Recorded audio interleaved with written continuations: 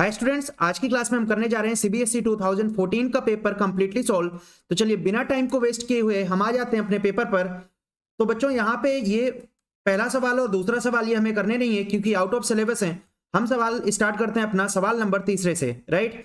Which of the following complex is more stable and why. ये 2014 का CBSE का paper है, ठीक है भाई। तो आपको इसमें से बताना है कौन सा कॉम्प्लेक्स ज्यादा स्टेबल है। तो इसका करेक्ट आंसर हो जाएगा भाई COEN होल थ्राइस प्लस 3। क्यों होगा ये सही जवाब? क्योंकि जो EN होता है भैया, EN होता है एक हमारा कीलेट लिगेंड। कैसा लिगेंड होता है? कीलेट लिगेंड होता है। कीलेट लिगेंड होने के कारण से ये क्लोज्ड स्ट्रक्चर बनाता है। आप क्या आंसर लिखेंगे? EN एक कीलेट लिगेंड होता है जिसके कारण से ये क्लोज्ड स्ट्रक्चर बनाता है। क्लोज्ड स्ट्रक्चर बनाने के कारण से इसकी स्टेबिलिटी जो होगी भाई वो सबसे ज्यादा होगी। चलिए सवाल नंबर 4 की ओर हम चलते हैं। हमें इस सवाल का IUPAC नेम लिखना है, IUPAC नाम हमें इस सवाल का लिखना है। आप यहां पर देख सकते हैं आपके सामने कार्बोक्सिलिक ग्रुप दिया हुआ है COOH। तो राइट, यहां से नंबरिंग स्टार्ट हो जाएगी। 1 नंबर इसको दिया जाएगा, 2 इसको, 3 इसको एंड 4 इसको। 4 नंबर कार्बन पे, 3 नंबर कार्बन पर आप देख सकते होंगे आपके सामने कौन सा ग्रुप लगा हुआ है? OH group. तो यहां पर OH का हो जाएगा यूज क्या? प्रीफिक्स। तो प्रीफिक्स क्या होता है OH का भैया? हाइड्रोक्सी। तो क्या नाम लिखेंगे हम इसका? 3 हाइड्रोक्सी। टोटल कार्बन आपको कितने नजर आ रहे हैं? 4 कार्बन के लिए आप यहां पर ब्यूट लिखने वाले हो तो 3 हाइड्रोक्सी ब्यूटेन 1 ओइक एसिड आप लिखें या ब्यूटेन ओइक एसिड लिखें, दोनों ही बातें एकदम सही हैं। या तो आप 3 हाइड्रोक्सी ब्यूटेन ओइक एसिड लिखिए या 3 हाइड्रोक्सी ब्यूटेन 1 ओइक एसिड लिखिए, राइट। दोनों ही बातें एकदम सही होने वाली हैं। चलिए सवाल नंबर 5 की ओर हम चलते हैं। विच of the following isomers is more volatile, orthonitrophenol और पैरानाइट्रोफिनॉल।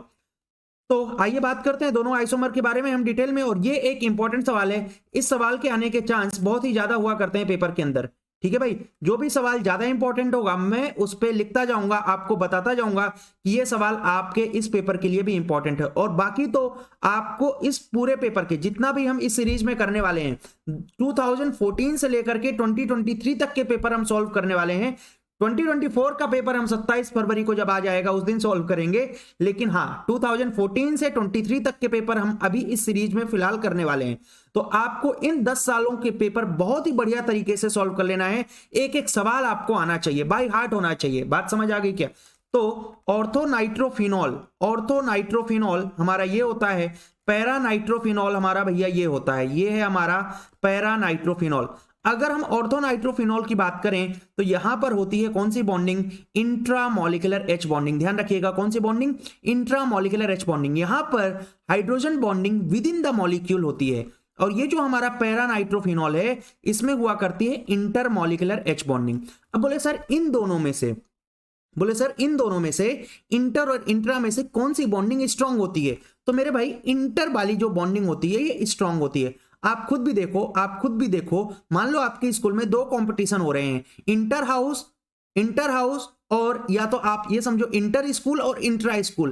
किस कंपटीशन में तगड़ा मजा आने वाला है? भैया इंटर स्कूल में मजा आने वाला है, क्योंकि 2 अलग अलग स्कूल्स के बीच में कंपटीशन होने जा रहा है। तो यहां पर जो बॉन्डिंग होती है ये होती है तगड़ी। कैसी होती है? तगड़ी, ठीक है। और ये वाली जो बॉन्डिंग होती है भैया ये होती है थोड़ी कमजोर। कौन सी वाली? इंट्रा वाली। तो कौन जल्दी बिखर जाएगा? मोर वोलेटाइल, मतलब जो जल्दी बिखर जाए, जो मतलब सख्त ना हो, ठीक है। कौन है ये? ऑर्थोनाइट्रोफिनॉल है, ठीक है। Orthonitrophenol is steam volatile. सवाल number 6, what are isotonic solutions? Isotonic solutions ऐसे सॉल्यूशंस होते हैं जहां पर ऑस्मोटिक प्रेशर सेम होता है, यानी पाई 1 इक्वल्स टू पाई 2। ऐसे सॉल्यूशन को क्या बोला जाता है? आइसोटोनिक सॉल्यूशन बोला जाता है।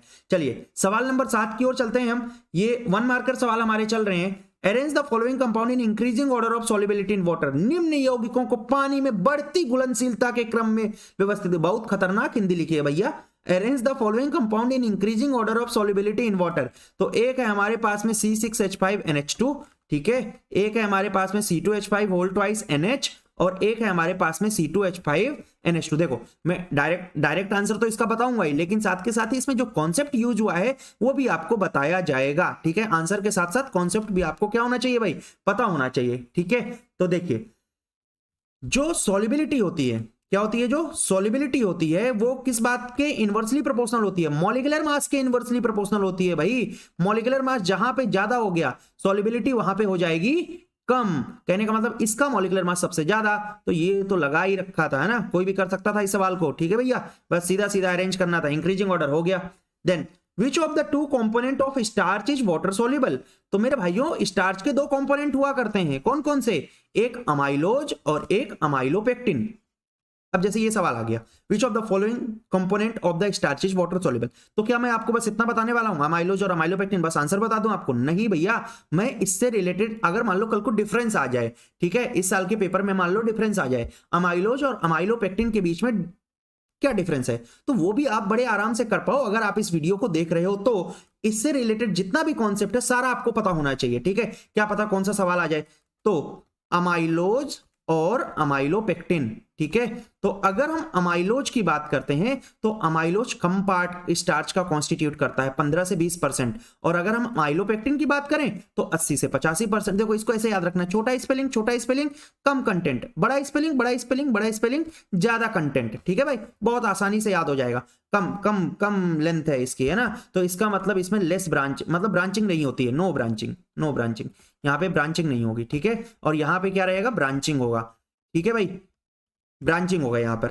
नेक्स्ट, कहां पर ब्रांचिंग होता है, C1 एंड C6 में ब्रांचिंग होता है। अगली बात, कौन सा वाटर सोल्यूबल कौन सा इनसोल्यूबल, कम अमाउंट है तो पानी में जल्दी घुल जाएगा, आपको ऐसे याद रखना, कम अमाउंट है पानी में जल्दी घुल जाएगा, तो ये सोल्यूबल होता है और ये क्या होता है, इनसोल्यूबल होता है। तो आई होप आपको इस सवाल का जवाब भी मिल गया होगा, और अगर कल को अमाइलोज और अमाइलोपेक्टिन के बीच में डिफरेंस भी आ जाए ना तो वो भी आप बड़े आराम से कर पाओगे। 3 पॉइंट मैंने आपको जो एनसीईआरटी में हमारे लिखे हुए हैं वो मैंने आपको सिखा दिए हैं। चलिए, सवाल नंबर 8 करना नहीं है, सवाल नंबर 8 कर लिया है, सवाल 9 करना नहीं है, सवाल 10 करना नहीं है, सवाल नंबर आते हैं भैया 11 पे। ठीक है, देखिए, तो जो हमारी न्यूमेरिकल सीरीज थी, है ना, न्यूमेरिकल सीरीज में मैंने आपको यह सवाल कराया हुआ है, या ये नहीं कराया होगा, इससे मिलता जुलता हुआ सवाल करा दिया होगा आपको। तो अगर आपने अब तक वो सीरीज नहीं देखी है तो जा करके उस सीरीज को आप चैनल पर चेक कर लीजिए, देख लीजिए। 4 न्यूमेरिकल्स के मैंने वीडियोज वहां पर डाले हुए हैं, उन चारों वीडियोज को आपको बहुत ही बढ़िया तरीके से कर लेना है। 8 से 10 मार्क्स कम से कम 10 मार्क्स आपके जो है तो बिल्कुल पक्के होने वाले हैं उस न्यूमेरिकल सीरीज से। तो calculate the mass of the compound, molar mass is 256 to be dissolve in 75 gram of benzene to lower its freezing point by 0.48 kelvin. इसका मतलब डेल्टा टीएफ कितना दिया हुआ, 0.48 केल्विन। हम यहां पर फॉर्मूला यूज करेंगे भैया, डेल्टा टीएफ बराबर KFM। आई तो लगने नहीं वाला है ना, तो कोई डिसोसिएशन एसोसिएशन इन सब की बात हुई नहीं है, नॉन इलेक्ट्रोलाइट है, तो इसका मतलब delta TF equals to KFM हम अप्लाई कर देंगे। डेल्टा टीएफ हमें कितना दिया हुआ है, 0.48 केल्विन। KF हमें कितना दिया हुआ है, 5.12। मोलैलिटी, व्हाट इज मोलैलिटी, बोले sir molality is number of moles of solute. Sir number of moles क्या होता है, given mass by molecular mass. क्या हमें GM पता है, नहीं भैया, वही निकालना है। जीवन में एकमात्र उद्देश्य है क्या निकालने का, GM निकालने का। GM अपॉन मॉलिक्यूलर मास कितना है, 256, मास ऑफ सॉल्वेंट कितना है, 75। क्या इसको केजी में कन्वर्ट करेंगे, बिल्कुल सर, ये तो हमारा कर्तव्य बनता है। इसके लिए 1000 से डिवाइड लगाएंगे। सर यहां से GM निकालना है, सर निकाल लेंगे सर, एकदम बाएं हाथ का खेल है। 0.48 into 256 multiply by 75 divided by 512 multiply by 1000। ठीक है, आ जाओ थोड़ा कैलकुलेशन खेल लें भाई। ये 0 से 0 काट दें भैया, ये 0 से 0 अगर काटेंगे तो ये 2 0 काट दें भैया, बिल्कुल काट दिया। 256 सर 2 बार, देन 48, और सर यहां पर आ जाएगा 100, सर 25 3 25 4, कोई दिक्कत, नो दिक्कत। देन सर इसके बाद क्या होगा, ये 24, ओके। देन ये सर 18/10 यानी 1.8 gram is the right answer. क्या आपको समझ आई बात? देखिए बोर्ड की कैलकुलेशन थी, है ना, बोर्ड की कैलकुलेशन आप अभी देखोगे, मैं बाकी भी न्यूमेरिकल के सवाल कराऊंगा। अगर आप थोड़ा सा भी बुद्धि लगाते हो आपको कॉपी के पीछे नहीं जाना पड़ेगा। ठीक है, यानी कि कैलकुलेशन जो होती है इतनी भी डिफिकल्ट नहीं आती है जितनी की एनसीईआरटी में दी हुई, जो कि एनसीईआरटी में जो दिए हुए न्यूमेरिकल्स होते हैं उन पे कैलकुलेशन थोड़ा ज्यादा टफ होती है। बोर्ड में इतनी खतरनाक सी कैलकुलेशन यूजुअली नहीं पूछी जाती है, क्योंकि उनका टारगेट होता है कि आपको कॉन्सेप्ट आता है कि नहीं आता है ये चेक करना। ठीक है, देन अगले सवाल की ओर चलते हैं हम। Define ideal solution. अगर हम आइडियल सॉल्यूशन की बात करें तो ऐसे सॉल्यूशन होते हैं जो कि राउल्ट्स लॉ को हर एक कंडीशन में फॉलो करें। ऐसे सॉल्यूशन को क्या बोला जाता है, आइडियल सॉल्यूशन। इसका एक कैरेक्टरिस्टिक बता देना है भैया, एक पूछ रहे हो हम दुनिया भर की बता देंगे। Delta H mixing 0, AA BB किसके बराबर, एफ के बराबर इंटरेक्शन होते हैं ये, ठीक है। देन और कोई, हाँ बिल्कुल, डेल्टा वी मिक्सिंग किसके बराबर, 0 के बराबर। तो ये सारी कैरेक्टरिस्टिक किसकी हुआ करती हैं, आइडियल सॉल्यूशन की हुआ करती हैं। एक पूछी थी हमने, 3 बताई हैं, ठीक है। Then write two difference between order and molecularity. तो ऑर्डर और मॉलिक्यूलरिटी की अगर हम बात करें तो ऑर्डर जो होता है हमारा भाई वो एक एक्सपेरिमेंटल कॉन्सेप्ट होता है, ठीक है। यहां रखा ऑर्डर, यहां रखा मॉलिक्यूलरिटी। तो ऑर्डर कैसा कॉन्सेप्ट, एक्सपेरिमेंटल कॉन्सेप्ट। मॉलिक्यूलरिटी कैसा कॉन्सेप्ट, एक थ्योरेटिकल कॉन्सेप्ट, ठीक है। यानी रिएक्शन को देख करके उसकी मॉलिक्यूलरिटी बताई जा सकती है, लेकिन किसी भी रिएक्शन को देख करके उसका ऑर्डर कभी भी नहीं बताया जा सकता है, पहला पॉइंट। दूसरा पॉइंट क्या होता है कि ऑर्डर हमारा जो होता है ये 0 भी हो सकता है, लेकिन क्या मॉलिक्यूलरिटी 0 हो सकती है, मॉलिक्यूलरिटी कभी भी 0 नहीं हो सकती। देन धातुओं के शोधन की निम्न विधियां, ये नहीं करना है भैया, रासायनिक समीकरण भी आज नहीं पूरे करेंगे हम, क्योंकि ये सिलेबस में नहीं है। सवाल नंबर 16 की ओर हम चलते हैं, ठीक है। शंकर नहीं, right the IUPAC name of the complex CrNH3 4Cl2, ठीक है। आ जाओ, इसका नाम लिखते हैं सारे लोग, CrNH3, मजा आ रहा पेपर करके, ठीक है भाई। CrNH3 4Cl2, और ऐसा मजा पूरे 10 सालों के पेपर में भी आने वाला है, ठीक है। तो CrNH3 4Cl2 पॉजिटिव। देखिए यहां पर कौन सा लिगेंड है, अमोनिया, यहां पर कौन है, क्लोरीन। क्या नाम लिखेंगे, टेट्रा अमीन, राइट। कितने Cl है, 2, तो डाई क्लोराइडो। फिर क्या लिखूंगा भाई, कौन सा सेंट्रल मेटल एटम है, क्रोमियम। तो टेट्रामीन डाइक्लोराइडो क्रोमियम। देन इसका ऑक्सीडेशन नंबर कितना हो जाएगा, 3। कैसे निकाला, x + 0 - 2 = +1, x = 3, और लास्ट में आयन लिख देने का क्योंकि पॉजिटिव चार्ज है, ठीक है। Then What type of isomerism does it exhibit? तो ये हमारा जो कंपाउंड होता है ये ज्योमेट्रिकल आइसोमेरिज्म एग्जिस्ट करता है। कहने का मतलब स्टीरियो आइसोमर्स ये दिखाएगा, स्टीरियो आइसोमर्स ये कंपाउंड हमारा दिखाने वाला है, राइट, यानी GI और OI। चलिए सवाल नंबर 17 की ओर हम चलते हैं। Which alkyl halide from the following pair is chiral, ठीक है, कायरल बताना है हमें। तो कायरल वो होता है भाई, कायरल वो होता है जहां पर कार्बन से अटैच चारों ग्रुप क्या होते हैं, डिफरेंट होते हैं। A should not equal to B, should not equal to C, should not equals to D। यहां पे कौन कायरल है, देखो ये अकायरल हो जाएगा, क्योंकि यहाँ पे देखो कार्बन है ना, इससे 2 हाइड्रोजन सेम सेम दिख जाएंगे आपको, लेकिन ये मॉलिक्यूल जो होगा ये कैसा हो जाएगा, कायरल, यानी B is chiral molecule. Then out of SN1 and SN2 which reaction occurs with inversion and racemization. देखिए SN1 जो होता था बच्चों उसमें बनता था कार्बोकेटाइन। मैं थोड़ा सा आपको फील कराता हूं इसको। SN1 में क्या बनता था, कार्बोकेटाइन। तो जब कार्बोकेटाइन बनता था ना तो जो न्यूक्लियोफाइल होता था वो बैक साइड से भी अटैक करता था और फ्रंट साइड से भी आके अटैक करता था। इसका मतलब इसमें क्या बनता था, रेसिमिक मिक्सचर। तो रेसिमिक मिक्सचर किसमें बनेगा, SN1 में। लेकिन SN2 जो रिएक्शन होती थी उसमें हेलोजन पहले छोड़ के नहीं जाता था, पहले किसका अटैक होता था, न्यूक्लियोफाइल का अटैक होता था। तो हेलोजन तो आगे लगा हुआ है तो न्यूक्लियोफाइल आएगा आएगा आएगा, यहां आएगा, अरे यहां तो कौन है, यहां कौन है, हेलोजन है। तो इसका मतलब आगे से इसको अटैक करने का मौका नहीं मिलेगा, तो न्यूक्लियोफाइल आएगा और पीछे से वार करेगा, कटप्पा बन जाएगा, ठीक है, कटप्पा बन के पीछे से वार करेगा। तो कहने का मतलब इन्वर्जन किस में होता है, inversion occurs in SN2, right. तो ये हमारा सवाल हुआ, सवाल नंबर 17। चलिए अगर मान लो आपने अब तक चैनल को भैया सब्सक्राइब नहीं किया तो सब्सक्राइब कर देना, वीडियो को शेयर जरूर कर देना अपने दोस्तों में, क्योंकि आपके साथ साथ आपकी पूरी क्लास का फायदा होना चाहिए, ठीक है। आपके जितने भी दोस्त हैं सारे अच्छे नंबरों से पास होने चाहिए भाई।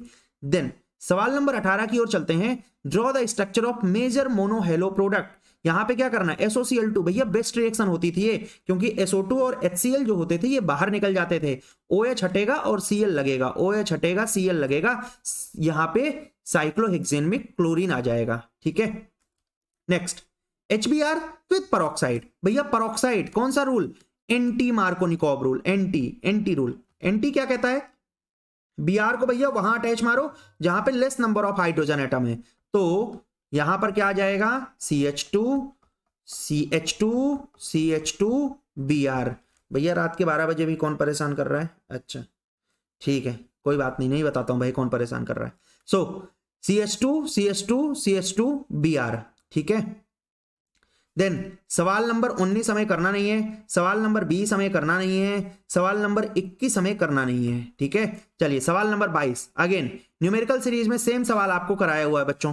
देखिए आ जाइए, प्रेशर वाले सवाल हैं, वेरी इंपॉर्टेंट सवाल हैं, ठीक है। यहां पर क्या करना है हमें, SO2 Cl2 लिया, इसको हमने ब्रेक करा दिया किसमें, SO2 प्लस Cl2 में। समय कहां से शुरू होता है सर, किसी भी चीज की शुरुआत जीरो से होती है, तो सर समय बराबर हमने क्या ले लिया यहां पर, जीरो। अब देखो भैया समय जीरो पे कौन रहेगा, केवल और केवल रिएक्टेंट रहेगा। किसका राज्य रहेगा, केवल और केवल रिएक्टेंट का राज्य रहेगा। बोले रिएक्टेंट ही रिएक्टेंट है, यानी इसका ही प्रेशर रहेगा। ये कितना होने वाला है, जीरो। ये कितना होने वाला है, जीरो। अब से धीरे धीरे ना समय गुजरता गया और कहां आ गए हम, समय बराबर 100 सेकंड पे आ गए। तो इसके प्रेशर में क्या हुआ होगा, कमी आई होगी। कितना हो गया, पी माइनस एक्स। ये कितना हो जाएगा, एक्स। ये कितना हो जाएगा, एक्स, राइट। तो यहां से अगर आप देखो तो पी का वैल्यू कितना है, टेबल में कितना दिया हुआ है, 0.4। तो पी इक्वल्स टू हमने लिख दिया कितना, 0.4। समय बराबर 100 पे इसको टोटल मारो, टोटल मारो इसका, P minus x plus x कितना, 0.7, राइट। एक्स एक्स सही हो जाएगा, यहां से एक्स का वैल्यू कितना मिल जाएगा, एक्स का वैल्यू मिल जाएगा बोले भैया 0.3। अब यहां पर के का फॉर्मूला डाल देते हैं, 2.303 बाय कितना, 100, क्योंकि टाइम कितना दिया हुआ है, 100 दिया हुआ है। लॉग पी कितना है, 0.4 अपॉन पी माइनस एक्स कितना है, 0.1। ठीक है, तो भैया ये हो गया 2.303 अपॉन 100 इंटू log 4। log 4 आपको पता है कितना होता है, log 4 होता है, अच्छा एक बात बताता हूं आपको, एक बात बताता हूं, देखो log 4 को क्या करो भाई, 2 की पावर 2 रखो। ठीक है, तो ये बनेगा 2 इंटू log 2 इंटू 2.303 बाय 100, यानी कि 0.693, ये होता है 0.693। ठीक है, इंटू 2 डिवाइडेड बाय कितना, 100, यानी कि 0.693 इंटू 2 मल्टीप्लाई बाय 10 की पावर -2। आप देख रहे हैं, अगर थोड़ा सा भी आप बुद्धि लगाते हो ना, मैं बोल रहा हूं कि आपको पीछे जाने की जरूरत नहीं कैलकुलेशन के लिए। कहने का मतलब पीछे जाने का मतलब है कैलकुलेशन के लिए एक्स्ट्रा से कोई भी जगह आपको लेने की जरूरत नहीं है। ठीक है, यहीं पे सब कुछ निपटा सकते हो, बस थोड़ा आपको स्मार्ट बनना होगा। ठीक है, और समय की डिमांड भाई यही है कि जब तक आप थोड़ा बहुत भी बुद्धि नहीं लगाओगे ना, तो पीछे ही रह जाओगे हमेशा। तो 2 3 कितना हो गया, 6, 2 9 कितना हो गया, 18, 2 6 12, 12 1 कितना हो गया, 13। 1.386 इंटू 10⁻², सेकेंड इनवर्स यूनिट हो जाएगा।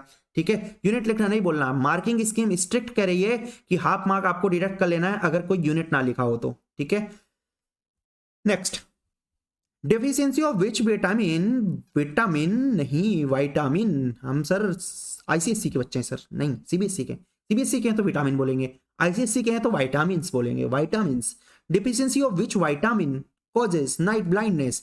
ठीक है, दिन में सब बराबर दिखता है, रात में आंखों के सामने अंधेरा छा जाता है भैया, नाइट ब्लाइंडनेस। विटामिन ए ना होने पाए इसलिए मछली का तेल पिया करो। किसका तेल, मछली का तेल। Name the base which is formed in nucleotide of RNA only. Uracil नाम का बेस होता है जो कि केवल और केवल कहां पाया जाता है, आरएनए में पाया जाता है। कौन कौन से बेसिस होते हैं, AGCT, adenine, guanine, cytosine, thiamine. ये किसके हो गए, डीएनए के हो गए। ठीक है, ये डीएनए में AGCT है और आरएनए में क्या है, AGCU। ठीक है, आज CU आरएनए। ठीक है भाई, next, glucose on reaction with HI gives an hexane, what does it suggest about the structure of glucose। ठीक है, अगर आपको ये फॉन्ट साइज देखने में थोड़ा बहुत डिफिकल्टी हो रही है, इसलिए मैं आपको सवाल साथ के साथ रीड भी कर दे रहा हूं। ठीक है, कि HI के साथ रिएक्शन करने पे N हेक्सेन बन रहा है, तो इसका मतलब इसमें कौन सा क्या है, इसमें आपसे पूछा हुआ है कि इसमें भैया क्या चीज सजेस्ट हो रहा है इससे। ठीक है, HI से अभिक्रिया द्वारा ग्लूकोज N हेक्सेन देता है। यह क्रिया ग्लूकोज की संरचना के संबंध में क्या बताती है, नाइस संबंध। क्या बताती है, नाइस संबंध। ठीक है, ये बताती है कि all 6 carbon atoms are in straight chain, right. तो मेरे भाइयों, यहां पे टोटल ग्लूकोज की 5 रिएक्शन है। कितनी रिएक्शन है, 5।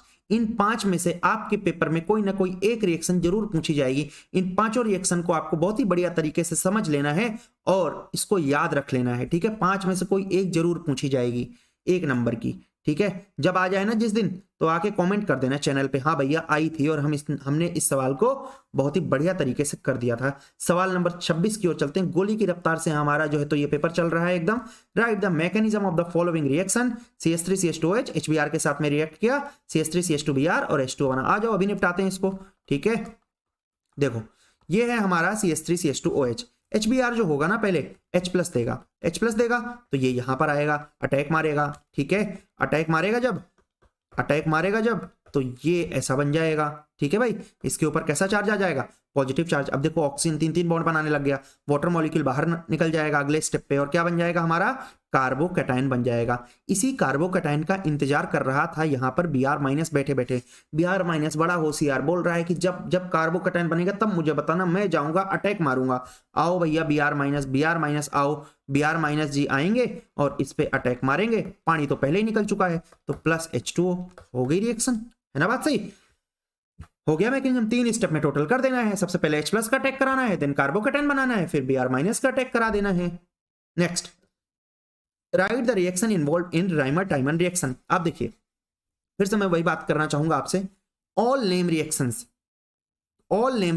ऑर्गेनिक की एक फिर से हमारी सीरीज चल रही है। उस ऑर्गेनिक की सीरीज में हमने आपको सारे नेम रिएक्शंस कराए हुए हैं। तो मेरे भाई 34 नेम रिएक्शंस है, ठीक है। अगर आप 5 नंबर अपने सॉलिड करना चाहते हो, सारे नेम रिएक्शन कर लो, और उस वीडियो से बढ़िया और कहीं से नहीं हो सकते नेम रिएक्शन। जाओ नेम रिएक्शन की वीडियो देखो और रॉक कर दो सारे रिएक्शन, कोई भी रिएक्शन आ जाए, फिर बड़े आराम से कर सकते हो। उसमें मैंने आपको बहुत सारी ट्रिक्स भी बताई हुई हैं याद रखने की। जैसे मान लो आपको यहाँ पर राइमर-टाइमन रिएक्शन करनी है, राइमर-टाइमन की मैंने आपको ट्रिक बताई है। वहां पे क्या बोला है, कल्लू की कार में रामू गया आलू लेने। कोल्स रिएक्शन में कार्बोक्सिलिक आता है, राइमर-टाइमन में एल्डिहाइड आता है, ठीक है। कल्लू की कार में रामू गया आलू लेने, ये है हमारा फिनॉल, इसका रिएक्शन करा देना है CHCl3 प्लस एक्वस NaOH के साथ में। कुछ बच्चे कहते हैं भैया अगर इसमें इंटरमीडिएट ना बनाए तो कोई दिक्कत वाली बात नहीं होती, आपको पूरे नंबर दिए जाएंगे, ठीक है। यहाँ पर OH आ जाएगा और यहाँ पर क्या आ जाएगा, CHO आ जाएगा। सैलिसिल एल्डिहाइड नाम का यहाँ पर प्रोडक्ट मिल जाता है अगर राइमर-टाइमन रिएक्शन, सेम रिएक्शन CO2 और NaOH के साथ, तो उस रिएक्शन का नाम होता है मेरे भाइयों कोल्स रिएक्शन, ठीक है, कोल्स या कोलबेज, ठीक है। कोलबेज के अंदर क्या बन जाता है, सैलिसिलिक एसिड बन जाता है, यहां सैलिसिल एल्डिहाइड बन जाता है, ठीक है। सवाल नंबर 27 देखिए, सवाल नंबर 27 की ओर अगर हम चलें तो हमें क्या बताना है, give the structure of major product, यानी ABC हमें बताना है। तो देखिए यहां से उठाते हैं इसको, A के साथ में रिएक्शन किया, क्या बनेगा, CH3CN बन जाएगा। देन LiLH4 एक तगड़ा रिड्यूसिंग एजेंट है ना, 25,000 रुपए किलो मिलता है ये रिएजेंट। अगर मैं आपको इसकी कीमत बताऊं तो थोड़ा महंगा है, कोई बात नहीं यार, सस्ते शौक थोड़ी ना पाले हमने जीवन में, महंगे शौक पाले हैं, शेर पाला है, तो जाहिर सी बात है खर्चा तो उठाना पड़ेगा। CH3CN, देन CH3CH2NH2, फिर हमने HNO2 के साथ में रिएक्शन कराया 273 केल्विन टेम्परेचर पे, ठीक है मेरे परिवारजनों।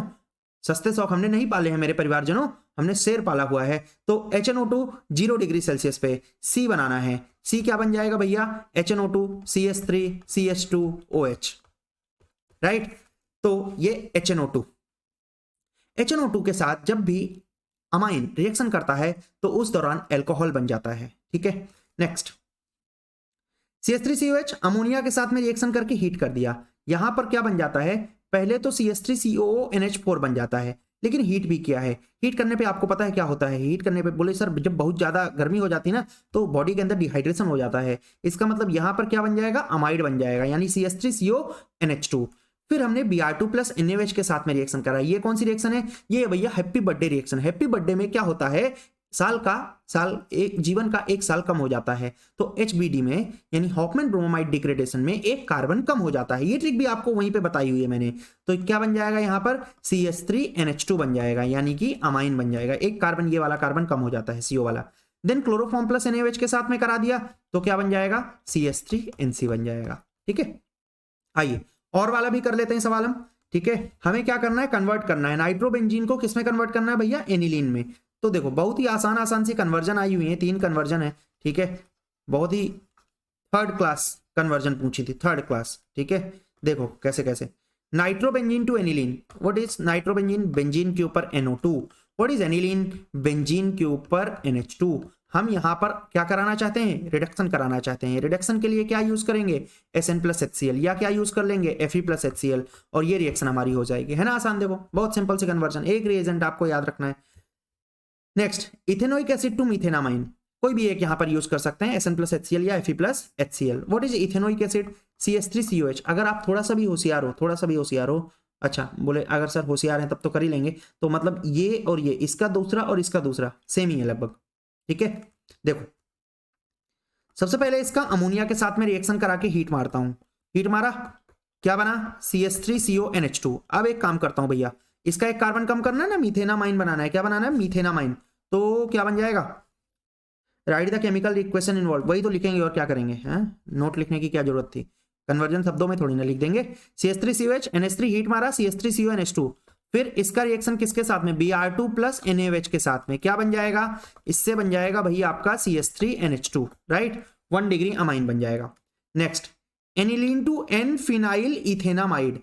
अच्छा भाई, अगर मान लो ये कन्वर्ट करना है तो ये लिया हमने एनिलीन, और इसका रिएक्शन करा देंगे बच्चों किसके साथ में, CH3CO होल ट्वाइस O के साथ में। इस रिएक्शन को हम बोलते हैं प्रोटेक्शन ऑफ NH2 ग्रुप। क्या बोलते हैं, प्रोटेक्शन ऑफ NH2 ग्रुप। और क्या बन जाएगा यहां पर, एन फिनाइल इथेनामाइड बन जाएगा। ठीक है, तो आई होप आपको ये तीनों ही कन्वर्जन समझ आ गई होंगी। चलिए अब सवाल नंबर चलते हैं हम किसमें, 28 में।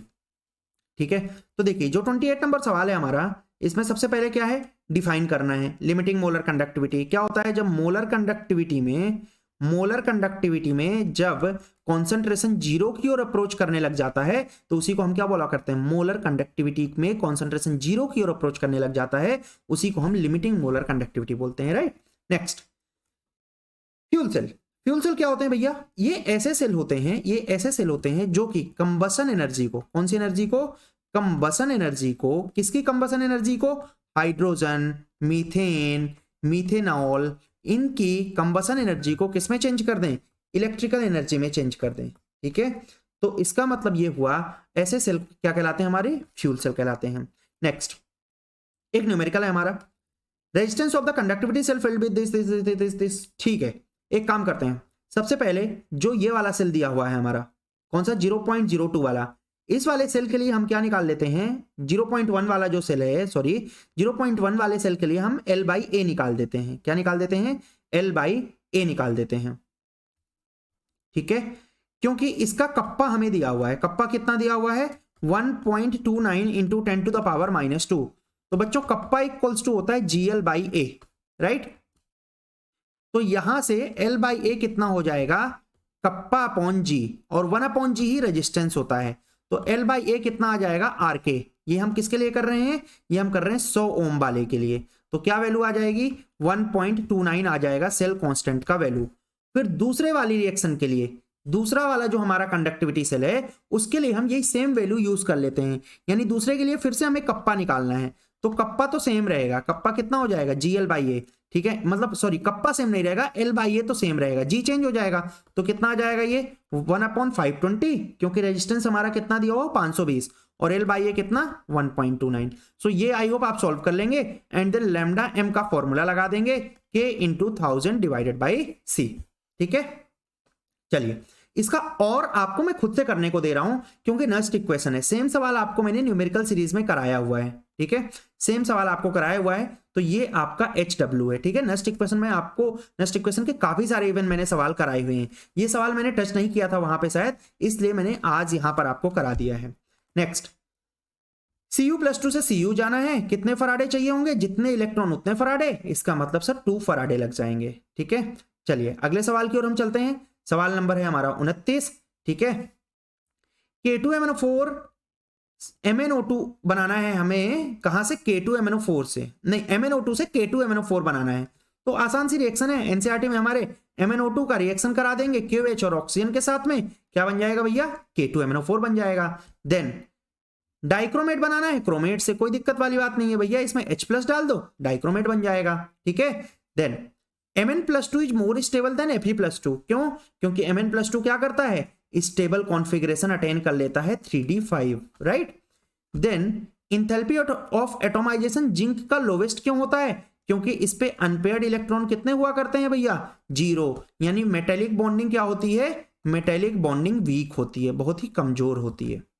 ठीक है भाई, चलिए एक्टिनॉइड में ज्यादा wider range of oxidation state होते हैं, क्योंकि यहां पर 5F 6D 7S का एनर्जी लेवल क्या होता है, लगभग इक्वल होता है, राइट, कंपेरेबल होता है। Next, name element of 3D series which shows maximum number of oxidation state, Mn, क्योंकि इसके पास में बहुत सारे क्या होते हैं, अनपेयर्ड इलेक्ट्रॉन होते हैं। ठीक है भाई, next, which of the transition series element, अगला सवाल आपसे पूछा हुआ है, विच transition series has positive E not value, क्यों, क्योंकि ये इसका आंसर होता है Cu, कॉपर, कॉपर का पॉजिटिव आयनाइजेशन वो होता है क्या, ई नॉट वैल्यू होता है। इसके लिए इसका पॉजिटिव क्यों होता है, क्योंकि इसका इंथैल्पी ऑफ एटोमाइजेशन काफी ज्यादा होता है और हाइड्रेशन इंथैल्पी इसका काफी क्या होता है, कम हुआ करता है। ठीक हो गई बात। Next, out of Cr+3 and Mn+3 which is stronger oxidizing agent, तो क्या होता है Mn+3, क्योंकि ये बड़ी आसानी से कहां जा सकता है, Mn+2 में जा सकता है। ठीक हो गई बात, यानी कि अपने आप को क्या कर लेगा, रिड्यूस कर लेगा। Name a member of lanthanoid series, तो यानी ऑक्सीडाइजिंग एजेंट हो जाएगा। Name a member of lanthanoid series which is well known to exhibit +2 oxidation state. EU europium नाम का एलिमेंट होता है जो कि +2 बहुत ही ज्यादा दिखाता है। नेक्स्ट, अगला रिएक्शन है, क्या बन जाएगा इसमें, Mn+2 और 4H2O। ठीक है भाई, तो ये बन जाएंगे। चलिए सवाल नंबर 30 पे आते हैं हम। Right the product of following reaction, तो यहां पर क्या बनेगा, यहां पर बन जाएगा, देखिए ये NH2 है और ये Z है। ठीक है भाई, तो क्या बन जाएगा, डबल बॉन्ड Z, यानी डबल बॉन्ड NOH बन जाएगा। NH2Z, O को हटाना है, डबल बॉन्ड NZ लगाना है।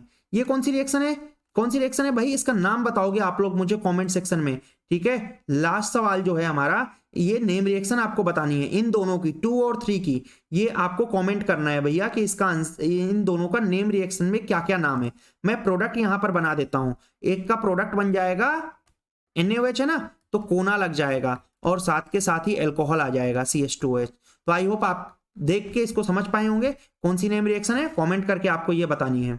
देन थर्ड में भी आपको कमेंट करके बतानी है कौन सी रिएक्शन है, यहाँ पे CH2Cl आ जाएगा और ये COOH आ जाएगा, राइट।